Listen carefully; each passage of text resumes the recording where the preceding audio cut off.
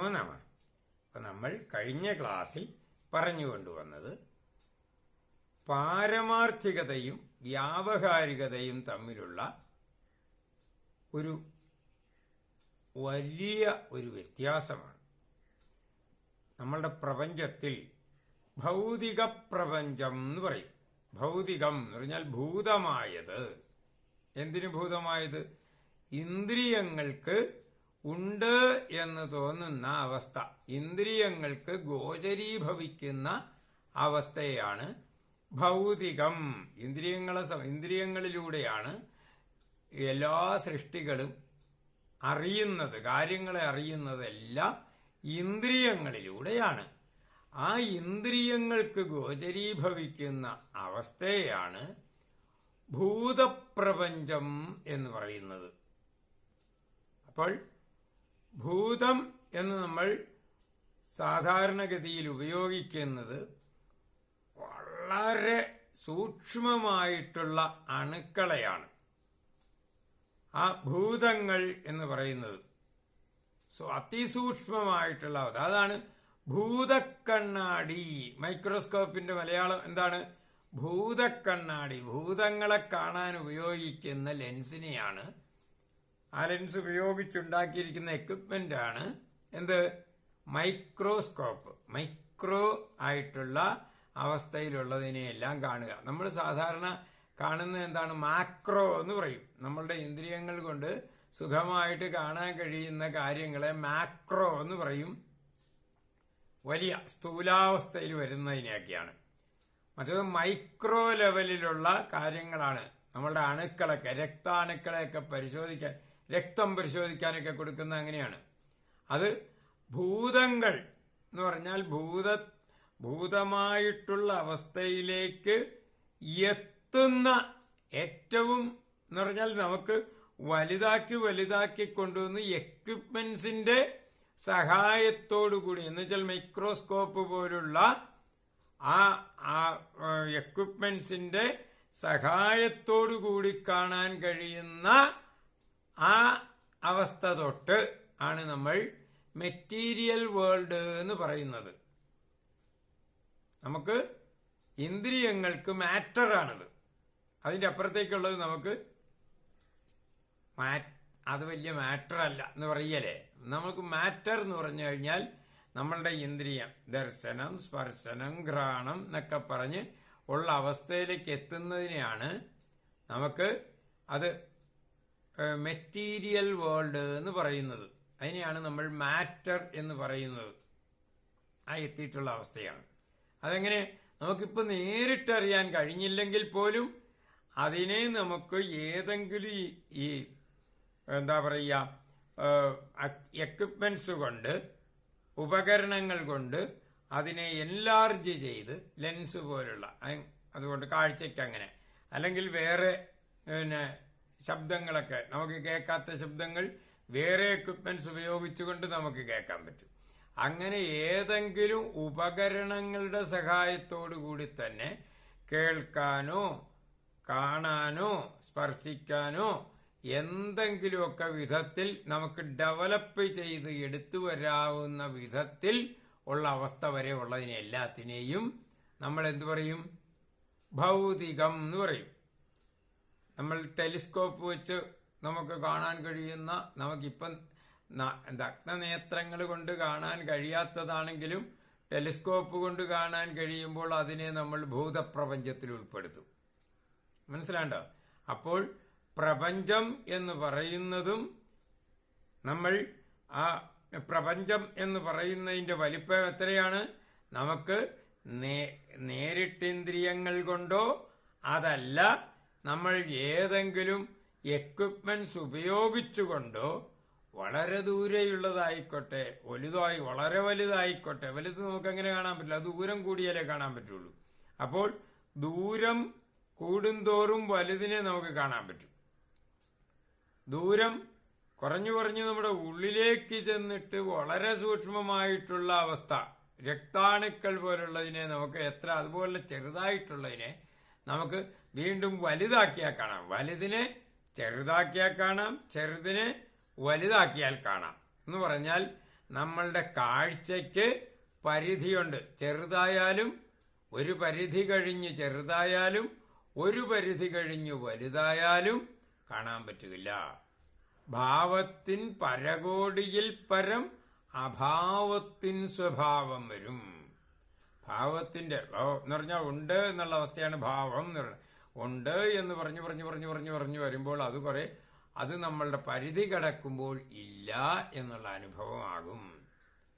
എന്നാൽ ചെറുതായി വളരെ വലുത് നമ്മളുടെ ഒരു ഭിത്തിയോട് ചേർന്ന് നിന്നാൽ നമുക്ക് ഭിത്തി കാണാൻ പറ്റില്ല. വീടിനോട് ചേർന്ന് നിന്നാൽ വീട് കാണാൻ പറ്റില്ല. അകന്ന് നിന്നാലേ വീട് കാണാൻ പറ്റുള്ളൂ. അപ്പൊ എന്തും കാണണമെങ്കിൽ നമുക്ക് നമ്മളുടെ കാഴ്ചയുടെ പരിധിയിലേക്ക് കൊണ്ടുവരണം എന്നർത്ഥം.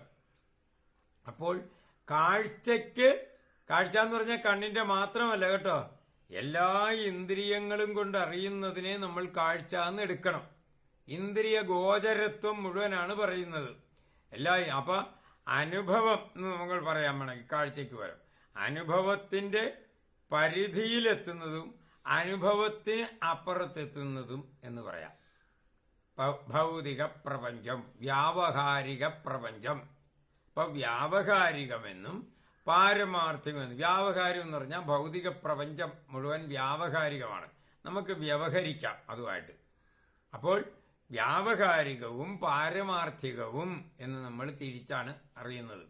ഈ വ്യവഹാരത്തിൽ വരുമ്പോൾ അതിനെ പാരമാർത്ഥികത എന്താണെന്ന് മനസ്സിലാക്കണമെങ്കിൽ നമുക്കതിന് താരതമ്യപ്പെടുത്താൻ ഒന്നുമില്ല. എന്തായാലും പാരമാർത്ഥികം എന്ന് പറയുന്നത് ഈ ഭൗതികം കഴിഞ്ഞപ്പുറത്തുള്ള അതും കൂടി വന്നാലേ നമുക്ക് എല്ലാം കൂടി ചേർത്ത് എന്താണ് പരമാർത്ഥം എന്നറിയാൻ പറ്റുള്ളൂ. ഒന്ന് മനസ്സിലാക്കണമെങ്കിൽ എങ്ങനെയാണ്? ഒന്നിനെ നമ്മൾ അറിയണമെങ്കിൽ വേറൊന്നുമായിട്ട് താരതമ്യപ്പെടുത്തണം. മനസ്സിലാണ്ടോ? മറ്റൊന്നുമായിട്ട് താരതമ്യപ്പെടുത്തിയാണ് നമുക്കൊന്നിനെ മനസ്സിലാക്കാൻ പറ്റുള്ളൂ. മനസ്സിലാണ്ടോ? ഒന്നുകൊണ്ട് അറിയണം രണ്ടിന്റെ ബലാബലം. മനസ്സിലാണ്ടോ? രണ്ട് എന്നുള്ള അവസ്ഥ, മറ്റൊന്നൊരവസ്ഥ, അതിന് വേറെ ഒന്നുകൊണ്ട് അറിയണം. ഒന്ന് അളവുകോലായിട്ട് നിൽക്കും, മറ്റത് അളക്കപ്പെടേണ്ടതായിട്ട് നിൽക്കും. അത് അളവുകോലായിട്ട് നിന്നാൽ ഇത് അളക്കപ്പെടേണ്ടതാകും. അതുകൊണ്ട് അറിവ് ഉണ്ടാകണമെങ്കിൽ എന്തു വേണം? ത്രിപുടി എന്നൊരവസ്ഥ ഉണ്ടാകണമെന്ന് ഞാൻ പല പ്രാവശ്യവും പറഞ്ഞിട്ടുണ്ട്. ത്രിപുടി എന്ന് പറഞ്ഞാൽ എന്താണ്? അറിയാൻ ഒരു വസ്തു വേണം, എന്നാലല്ലേ അറിയുള്ളൂ. പക്ഷെ വസ്തു ഉണ്ടായതുകൊണ്ട് അറിയണം എന്നില്ല. അറിയാനായിട്ട് ഒരവസ്ഥ വേറെ വേണം. ഞാൻ ഒരു പുഷ്പം കാണുന്നു, ആ പുഷ്പം ഉണ്ട് എന്ന് പറഞ്ഞ് ഞാനില്ലെങ്കിൽ ഞാൻ എങ്ങനെയാ കാണുന്നത്? അപ്പോൾ അറിയണമെങ്കിൽ, അറിവ് എന്ന് പറഞ്ഞൊരു കാര്യം അവിടെ ഉണ്ടാകണമെങ്കിൽ അറിയാനായിട്ട് ഞാൻ എന്ന് പറഞ്ഞൊരവസ്ഥ ഉണ്ടാകണം, ഏറ്റവും കുറഞ്ഞത്. വേറെ ആരെങ്കിലും അറിഞ്ഞോ എന്ന് പറഞ്ഞാൽ അയാൾ വേണം, അത് ആരുമില്ല. ഞാനെങ്കിലും ഏറ്റവും കുറഞ്ഞത് ഞാനുണ്ടെങ്കിലേ അറിവ് നടക്കുകയുള്ളൂ. പിന്നെയോ എനിക്കറിയാനായിട്ട് ഒരു വസ്തുവാണ്, ആ ഞാൻ തന്നെയാണ്. എന്നെയാണ് അറിയണ്ടെങ്കിൽ പറ്റുകയില്ല. എനിക്ക് എന്നെ അറിയണമെങ്കിൽ എന്ത് വേണം? ഞാൻ എങ്ങനെയാണ് ഇരിക്കുന്നത്, എനിക്ക് എന്ത് സൗന്ദര്യമുണ്ട് എന്നൊക്കെ എനിക്ക് നോക്കണമെങ്കിൽ എനിക്ക് കണ്ണാടി വേറെ വേണം. എന്നിൽ നിന്ന് മാറി നിൽക്കുന്ന ഒന്നിനെ മാത്രമേ എനിക്കറിയാൻ പറ്റുള്ളൂ. ദൃഗ്ദൃശ്യ വിവേകം എന്ന് പറയും. ആ ദൃക്ക് എന്ന് പറഞ്ഞാൽ അറിയുന്നയാള്, ദൃശ്യം എന്ന് പറഞ്ഞാൽ ആ ആള് കാണുന്നത് എന്താണോ അത്. ആ ദൃക്ക് ദൃശ്യവുമായിട്ട് വേറിട്ട് നിൽക്കും. അപ്പോൾ ആ ദൃക് ഉള്ളത് കൊണ്ട് മാത്രം അറിയാൻ സാധിക്കുകയില്ല. ഉണ്ട്, ഞാനുണ്ട്, എനിക്കറിയാം. പക്ഷെ ഞാൻ ഉണ്ട് എന്ന് ഞാൻ അറിയണമെങ്കിൽ എന്ത് വേണം? ഞാൻ അല്ലാത്ത ഒരവസ്ഥയുണ്ട് എന്ന് മനസ്സിലാക്കുമ്പോഴാണ് എന്നെ ഞാൻ തിരിച്ചറിയുന്നത്. ഏതിൽ നിന്ന്? ഞാൻ ഇല്ലാത്ത ഭാഗത്തിൽ നിന്ന് ഞാനുള്ള ഭാഗത്തെ തിരിച്ചറിയുമ്പോഴാണ് ഞാനുണ്ട് എന്ന് മനസ്സിലാക്കുന്നത്. അപ്പോൾ ദൃഗ്ദൃശ്യ വിവേകം ഉണ്ടായിരിക്കും എപ്പോഴും. അപ്പോൾ അറിയാൻ ഒരു വ്യക്തി ഉണ്ടാകണം, അറിയപ്പെടാനായിട്ടൊരവസ്ഥ ഉണ്ടാകണം. ഇത് തമ്മിലുള്ള ബന്ധമാണ് അറിവ് എന്ന് നമ്മൾ പല പ്രാവശ്യം പറഞ്ഞുകൊണ്ടൊന്നും മനസ്സിലാവില്ല. അത് നമുക്ക് അതിനെ മനനം ചെയ്ത് സ്വായത്തമാകണം. അപ്പോഴാണ് മനസ്സിൽ ആയി എന്ന് പറയുന്നത്. കഴിഞ്ഞ ദിവസവും നമ്മൾ പറഞ്ഞാണ് മനസ്സിൽ ആകുക എന്ന് പറയുന്നത് നമ്മൾ അതിനകത്തേക്ക് കേറാൻ പാകത്തിനുള്ള ആ ഒരു രൂപത്തിൽ മുറിച്ചെടുക്കണം, എന്നാലേ കയറുള്ളൂ. എല്ലാം പൂർണ്ണതയിൽ നിൽക്കുമ്പോൾ അനന്ത വിശാലമായിട്ട് നിന്നാൽ ഒന്നും അറിയാൻ പറ്റില്ല. അറിയണമെങ്കിൽ അതിനൊരു ബൗണ്ടറി ആദ്യം കൊടുക്കണം. ആ ബൗണ്ടറി നമ്മൾ എത്ര വലുതാക്കി കൊടുത്താലും അത് ഉള്ളതിനെ സംബന്ധിച്ച് അനന്തതയിലൊന്ന് മാത്രമേ ഉള്ളൂ, അത്ര സൂക്ഷ്മയാവുള്ളൂ. നമുക്ക് അറിവ് അത്ര പരിമിതമാണ്. അപ്പോൾ നമ്മളുടെ അറിവിലേക്ക് എത്തണമെങ്കിൽ അനന്തമായിട്ടുള്ള ആശയങ്ങളെ നമ്മൾ നമ്മുടെ ഉള്ളിലേക്ക് കയറത്തക്ക വിധത്തിൽ ചെറുതായ ഒരു ബൗണ്ടറിയിൽ മുറിച്ചെടുത്താൽ മാത്രമേ എന്ത് ആശയങ്ങളും നമുക്ക് മനസ്സിലാവുകയുള്ളൂ. പക്ഷേ ഒരു കാര്യം എന്താണ്, നമ്മൾ മുറിച്ചെടുത്ത് കഴിയുമ്പോൾ ഉള്ളതിന്റെ വലിപ്പം വാസ്തവത്തിലുള്ളതിന്റെ വലിപ്പവുമായിട്ട് നോക്കുമ്പോൾ ഒരു കടലും ആ കടലിൽ നിന്ന് നമ്മൾ കോരിയെടുക്കുന്ന ഒരു കൈക്കുമ്പിൾ വെള്ളവും പോലെ എന്ന് വേണമെങ്കിൽ പറയാം. പക്ഷെ അത്ര അല്ല വ്യത്യാസം. കടല് തന്നെ അറിവിന്റെ മഹാസമുദ്രം നമ്മൾ പറയുന്നത് തന്നെ പൂർണ്ണമായ അറിവിന്റെ ഒരു കൈക്കുമ്പിളിൽ കൊള്ളണത് പോലും ഇല്ല എന്നർത്ഥം. അപ്പൊ അതുകൊണ്ട് നമുക്ക് ഉദാഹരണങ്ങൾ പറയുമ്പോൾ പോലും നമുക്ക് ഒരു സാമ്യവും ഇല്ലാത്ത ഉദാഹരണങ്ങളെ പറയാൻ പറ്റുള്ളൂ. അപ്പൊ നമ്മൾ അറിയുന്നു എന്ന് പറയുന്നത് എത്ര വിശാലമായിട്ടുള്ള ഒരു ബൗണ്ടറിയോടുകൂടി മുറിച്ചെടുത്ത് നമ്മൾ മനസ്സിലേക്ക് ഉള്ളിലാക്കി കഴിഞ്ഞാലും അത് ഒരു മഹാസമുദ്രത്തിനെ ഒരു കുപ്പിയിലോ ഗ്ലാസ്സിലോ ഒക്കെ എടുക്കുന്നത് ഒരു സ്പൂണിലോ ഒക്കെ എടുത്തുകൊണ്ട് വരണ പോലെ ഇരിക്കും. അത് നമ്മൾ കഴിഞ്ഞ ക്ലാസ്സിൽ പറഞ്ഞതാണ്. കടല് കാണാൻ പോയിട്ട് വരുമ്പോൾ കൊച്ചിനെ കടല് കാണിക്കാൻ വേണ്ടിയിട്ട് ഒരു കുപ്പിയിൽ അത് എടുത്തുകൊണ്ട് വന്ന് ഇത് കടലാണെന്ന് പറഞ്ഞാൽ കടലുമായിട്ട് വല്ല സാമ്യമുണ്ടോ അതിന് എന്ന് പറഞ്ഞതുപോലെയാണ് നമ്മളുടെ വ്യാവഹാരിക പ്രപഞ്ചം, ഭൗതിക പ്രപഞ്ചം എന്ന് പറയുന്നത് പാരമാർത്ഥികമായിട്ടുള്ള അവസ്ഥയുമായിട്ട് യാതൊരു ബന്ധവും ഇല്ല. അതുകൊണ്ട് പാരമാർത്ഥികത എന്താണെന്നറിഞ്ഞ് വ്യാവഹാരികതയെ നല്ലണം. നമ്മൾ എന്താണ് ഒരറിവുണ്ടാകണമെങ്കിൽ എങ്ങനെയാണ് താരതമ്യപ്പെടുത്തണം. അപ്പൊ പ്രപഞ്ചത്തെ നമ്മൾ അറിയണമെങ്കിൽ പ്രപഞ്ചം അല്ലാത്ത ഒന്നിനോട് താരതമ്യപ്പെടുത്തണം. പ്രപഞ്ചമല്ലാത്തത് പാരമാർത്ഥികമായിട്ടുള്ള ബ്രഹ്മമാണ്. ആ ബ്രഹ്മത്തെ അറിഞ്ഞാലേ പ്രപഞ്ചത്തെ അറിയാൻ പറ്റുള്ളൂ. പ്രപഞ്ചം അറിഞ്ഞാലേ ബ്രഹ്മത്തെ അറിയാൻ പറ്റുള്ളൂ. ഇങ്ങനെയാണ്. അപ്പോൾ ബ്രഹ്മവും പ്രപഞ്ചവും തമ്മിൽ പരസ്പരം നമ്മൾ താരതമ്യപ്പെടുത്തി മാത്രമേ അറിയാൻ പറ്റുള്ളൂ. മനസ്സിലാണ്ടോ? പക്ഷെ ബ്രഹ്മം യാതൊരു വിധത്തിലും ഇന്ദ്രിയഗോചരത്വമല്ലാത്ത ഒരവസ്ഥയായത് കാരണം നമുക്ക് നമ്മളെ കാണുന്നത് പോലെ എന്ന് പറയേണ്ടി വരും. നമ്മൾ എങ്ങനെയാണ് നമ്മളെ കാണുന്നത് പോലെ? നമ്മളെ കാണുക എന്ന് പറഞ്ഞ് നമ്മൾ കണ്ണാടിയുടെ മുമ്പിൽ ചെന്ന് നിന്നാൽ നമ്മൾക്ക് നമ്മളെ കാണാൻ പറ്റുകയില്ല. നമ്മളുടെ ആ ശരീരത്തിന്റെ ഒരു പകുതി ഭാഗം, ഏത് ഭാഗത്തേക്കാണ് തിരിഞ്ഞു നിൽക്കുന്നത്, നമ്മൾ കണ്ണാടിയുടെ നേരെ നിന്ന് കഴിഞ്ഞാൽ നമ്മൾ ഈ മുമ്പ് എന്ന് പറയുന്ന മുൻവശം എന്ന് പറയുന്ന പകുതി വശമാണ് കാണുന്നത്. മനസ്സിലാണ്ടോ? അപ്പോൾ അത് തന്നെ ഈ ശരീരമല്ല ഞാൻ. ശരീരം എന്ന് പറയുന്നത് എൻ്റെ ഒരു വെഹിക്കിൾ, ഞാൻ യാത്ര ചെയ്യുന്ന ഒരു വാഹനം മാത്രമാണ്. ആ വാഹനത്തിന്റെ തന്നെ ഛായയുടെ പകുതി ഭാഗമേ കാണുള്ളൂ.